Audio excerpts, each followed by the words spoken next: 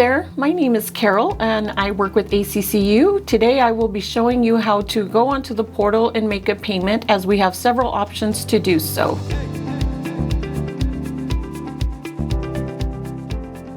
Once you are in the portal, you are going to select on My Dashboard. You're going to select Make a Payment. There are two buttons, Auto Draft, One-Time Payment. The one-time payment is where you're going to select. If you slide over to the right, you're going to see a button that says Make a Payment.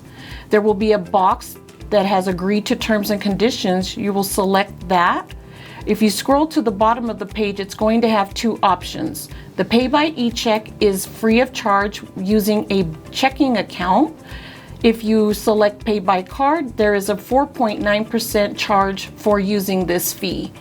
Once you have confirmed your account number, the payment details will ask you for the amount you would like to pay. Once you have entered that information, you will see a box that asks you to agree to pay the total amount included. As you can see, there are no fees. Once you have confirmed your account number, it is going to ask you to enter the payment amount you would like to pay. You will check mark the box to agree to pay the total amount. When you scroll to the bottom of the page, you will select Next. When it takes you to the next screen, you will submit your payment from there. If you would like to pay using a credit card, you will select the Pay by Card button. There it will ask you to enter your information, your card number, the expiration date, and the security code. Please confirm that the billing is the same as your card. When you get to the bottom, you will select I agree to pay the total amount, and then you will select Next.